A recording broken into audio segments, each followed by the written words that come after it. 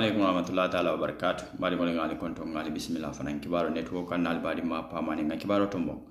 Kabondi mo bul mu yalon ko kebale nga besiri nga America banko kay ka fayla men sise. Nyi la men sise telebe diam kan ay tandroke ko police IG Ablay Sanya. Anim fanan adam baro la masakunda banko dingol horomo ay molu horoma. Abe satro ke kan alaj bora ko mu yalon ko le ketala. Andu fanan keta adam baro la masakunda le kono. Nyimu kuletu mu yalan ko kuja balen aketa funding kela Lamin Sise ba sata kan ate Lamin Sise kilimo continue da be sataro ke kan mol mul yalan ko tinyaro ke banko dingoli Ablay Sanya wolembang anim fanan mol mul yalan ko ka wala momu joko Ali Momar Ndiaye katilimbali yake banko dingolla kela kate sunya ka dambaro force to sindi kule mu yalan kay mol terenga wala dimina ate Lamin Sise aba sata kam be duna o kibaro ko nga jibero ke nembo don se fanandro ke ko mol yalan ko ngol moy Lamin Sise bul tentro ni njayro baliye altel mul kallama yal nal bari ma pamane tanju foji kibaro network. A'udhu billahi minash shaitanir rajim. Bismillahir rahmanir rahim. Assalamu alaikum rahmatullahi ta'ala wa barakatuh. Pamane mbe konton nañu wuraro la bi arami salon la 37 tamira minute muang ani woro wula America Banko Kanjam Branch New York October tilitan anim fula be konton na pake murunta nan kote ka continue na kachala ka continue banko do kola komi ngafo nyami non dalta fula nyami ma tinyar lal non mi daha tinyarola bayin lal fanante daha la bayin rola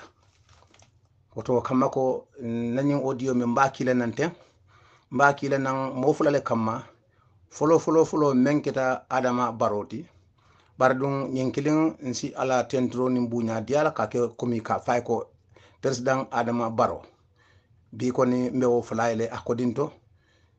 mon kamma lefta stepo menta simfa nyata gambe din la koto natata kuno la gambe din ma ayada bo gambe din damman tema wol jammambe nyo kuluno lale bare nata kabe kuluro kala atake no la kato atla kuluro be kala fanko toleti wala mo Adama Baroti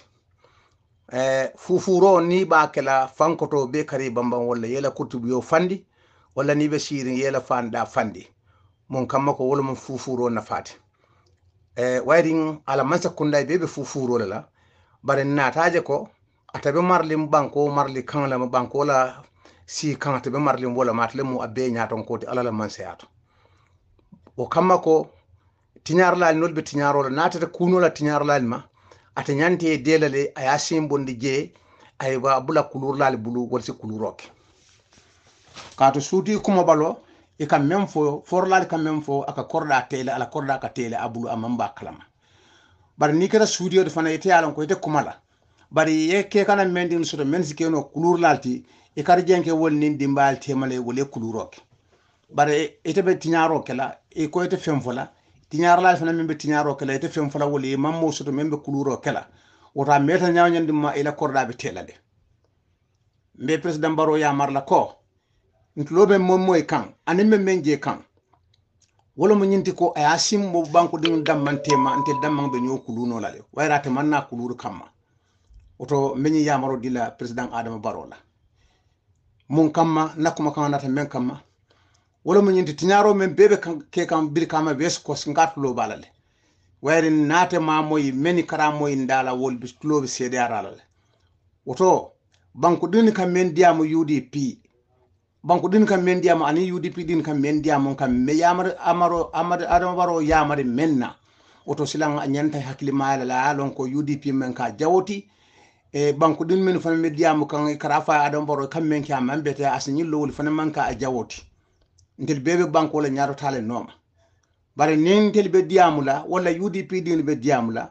kato hanne ata sarti ndebe UDP kono bare ndebo ka diamu UDP la nenkan UDP la diamula al bijele oto ninte kuma fona sangarta o manna UDP kono la nte diamu tan na banko diya nyantole la me mu UDP la militant la tigon sonta wala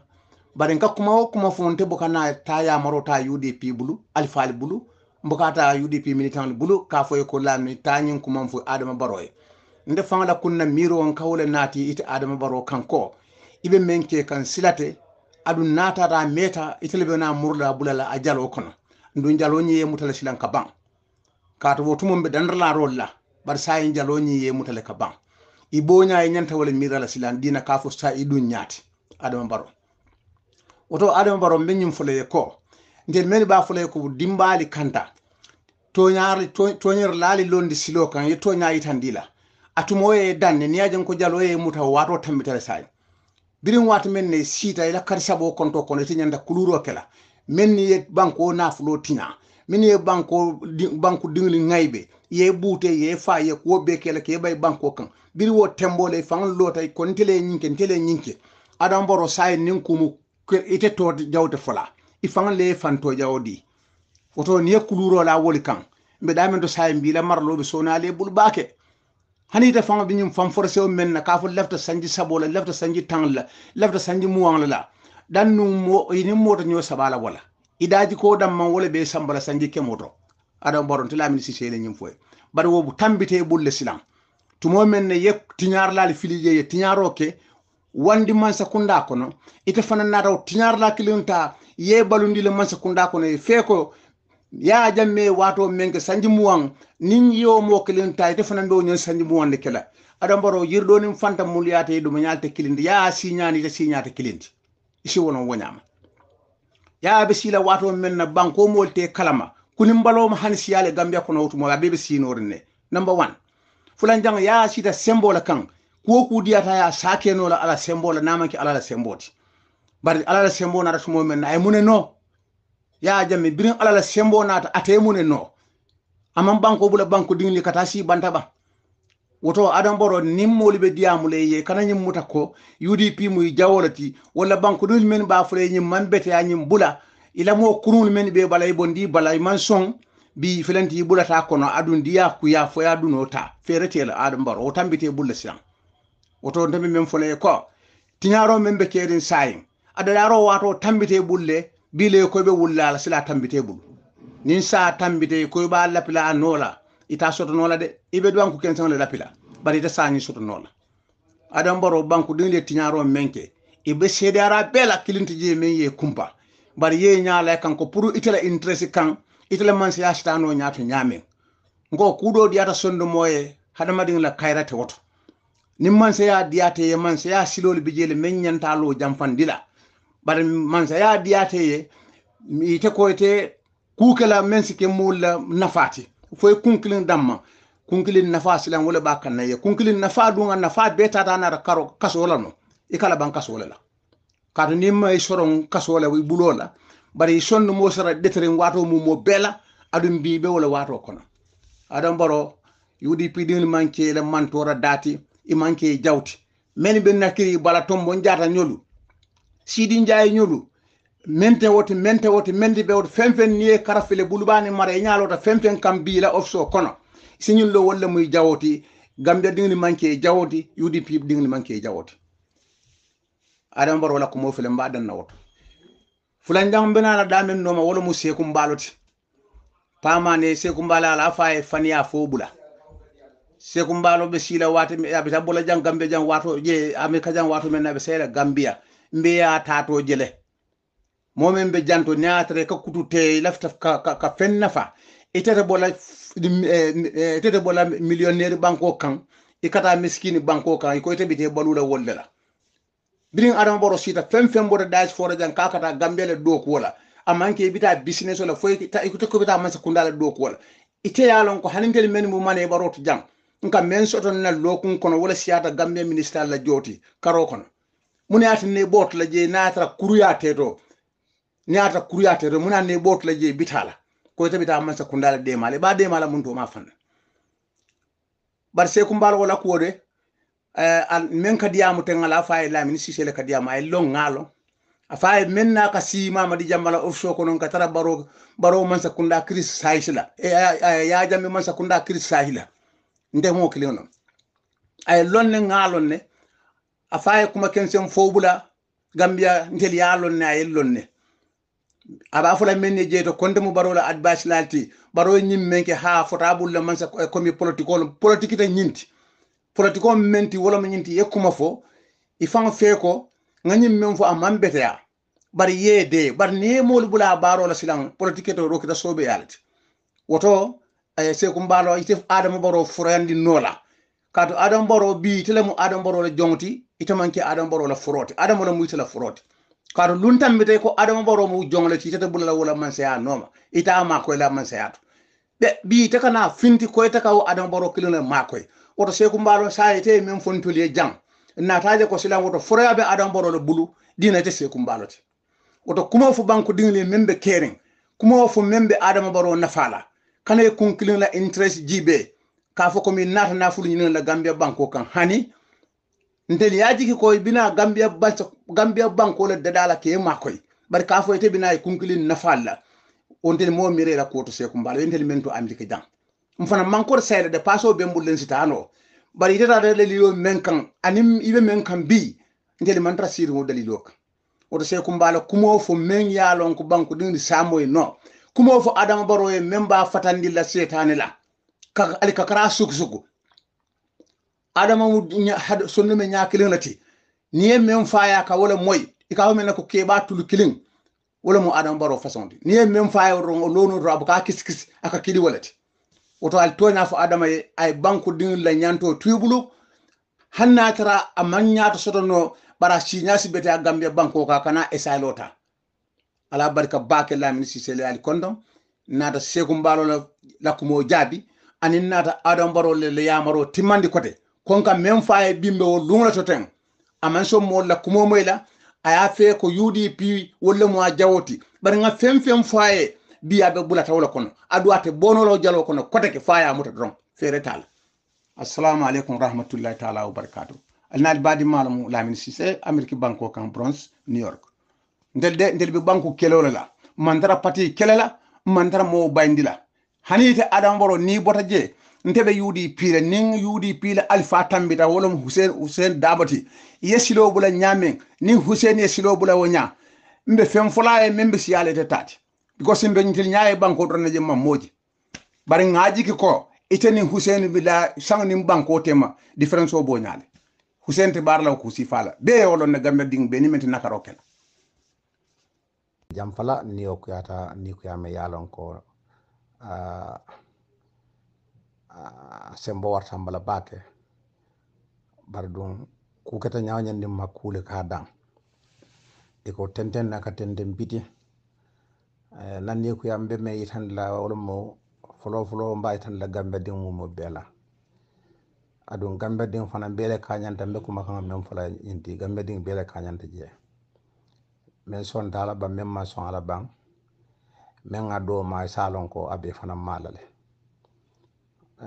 Gambia ding be kamul no komi bulu jambo be nyamen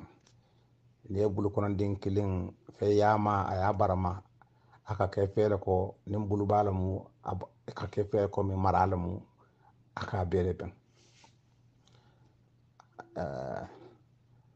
pamane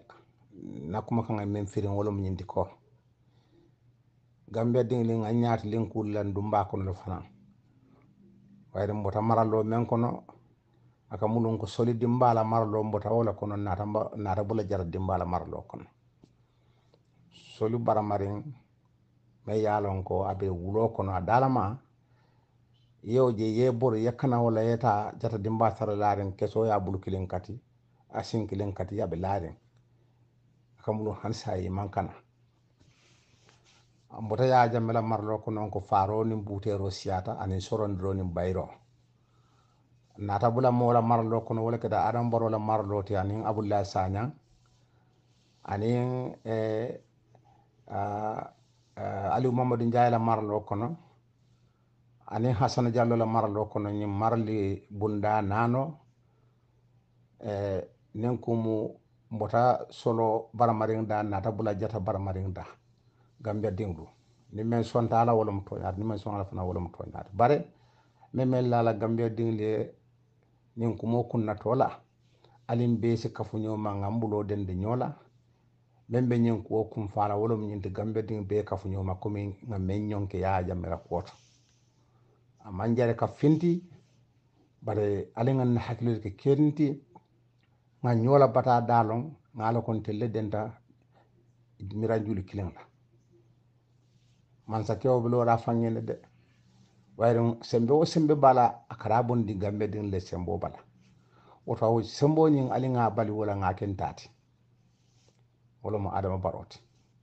anin Abdoulaye Sanya anin Hassan Diallo anin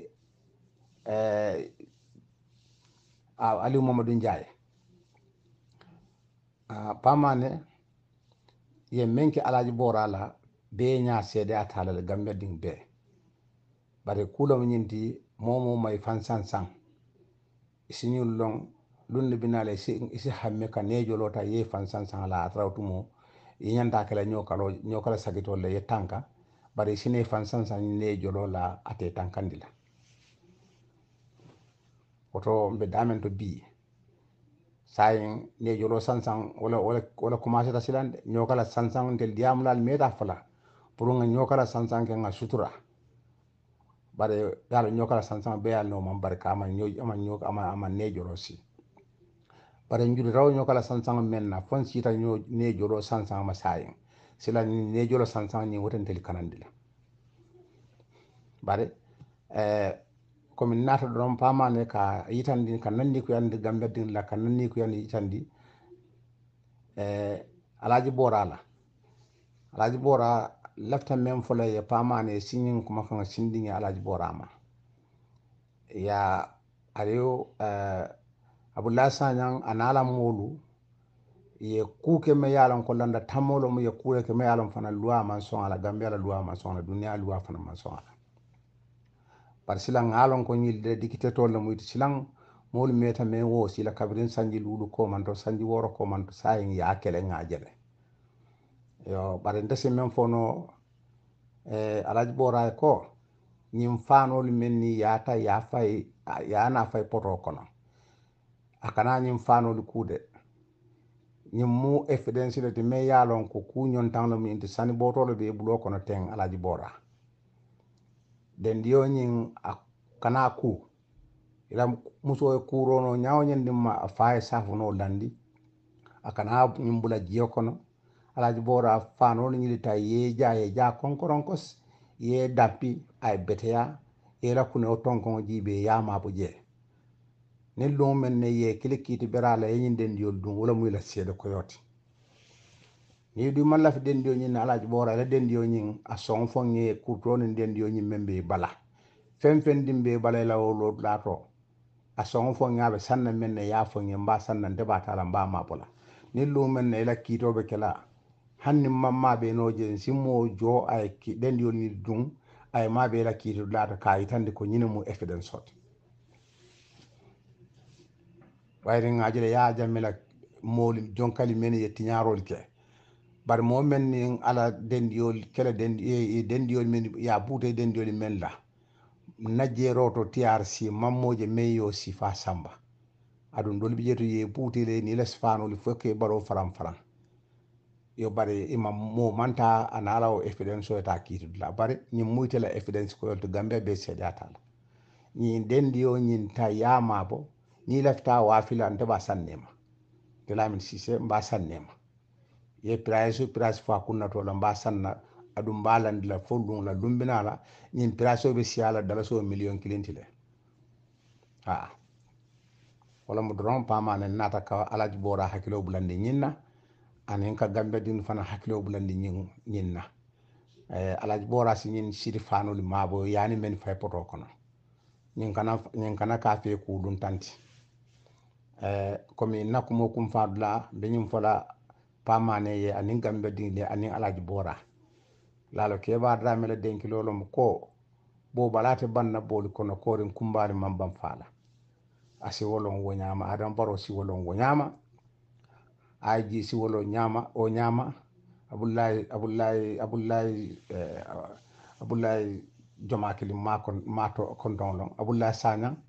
isi lo wonyama korin kumo ka fole bayite dato kontoto nyanja kumo ka fole bayite dato kontoto kadu nyanjolu molni toni ro tara nyanjolu molni hadani ro tara nga nyin lonko nyanjo naay men fo akela wala dala fala kaburo wayra ka tar to nyaala kan bar ni nyanjo ka to nyer lati oto koma de mawo ke nyakala muta oto simmen fo no ale ko nyin dendi on nyili al nyili mabo ala bora nyin dendi o mabo ni lafta wafila awafinte ba sannema ndela min system ba sannema ala barka bake ba manen be gambe din be kontonna annali badi manum lamin sise amerique banko kam bronze new york wulu lato sandu kuraw wulu tawlato albe sala wo nyama nukunte ya gambia banku tembulu men tambita gambia la nte titar la yo mbadi ngol mbele ya moy lamin sise min fo ala kibarol sahayata island sloka basically mumbeje yaje tonya naman sabati nyimbanko ka nyo nakarol be continue la kaki nyo nakaro na continue la kaki banko ka nyo nengol be tara kering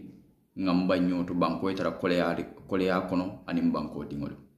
wala na is very important ye nyaton customer yalon ko nyaton katilini wole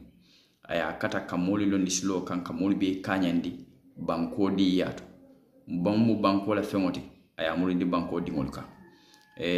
lamin sise mum folen tonyati mbaten tulamba jayla adama baro ali momar njay asan jallo ani mol yalen ko e joko abla sanya wol banko dingoli albela nyantole taka ye place o cika ya dial la prade do ko ke banko dingoli al kana mur ko ka ko banko dingoli ke suppress kad dilota ka do ningol kono kamo killing sembenti ya banko be kan ka wola interest jibe kanyina banko dingo mumé bela inyinata ko Gambia mu 1.2 million people leti wala almost half 2 million people well 1.9 million people le wala half 2 million people niya jibe nyimol be la interest yol be landi mo kilingota ya cika anala family ani mol babala banko la nafulo da malika tala nyotel ibe dingol sambala karamun kendolto ibe la musol sambala loptan kendolto ila musol sorata fofe ne ko le dila mundiate ko le dom fuarol be sili ni lafte ni sasate la fe jaare te jaranol dingol bi kata karamun kendeto ibe sili loptanol batari ila schoolol mam betea agriculture mam betea ite wole tara sili wo konkoni wo mindoni wo kandiani wo kol bekon al yamira ko altella barako wole yatinal ko je anda al kanyum mum beta al kabondi wo fuaro legul nyinne yatina banko mantano nyinna banko dingol be kamfari nyo kamma nyinne yatina banko dingol be nyo nenna nyinne yatina fanay be security officer tala police ke susundi banko din kendol kamul yalan koy kadiamu banko dingol ye banko la tala ana tala mul kendol nyimbala fa warta baki bari mbe tentro kala ni jeyro la men sise ani mol yalon fanay kala moy tentro ni jeyro balbe alnal bari malen pamani thank you for watching Kibaro Network.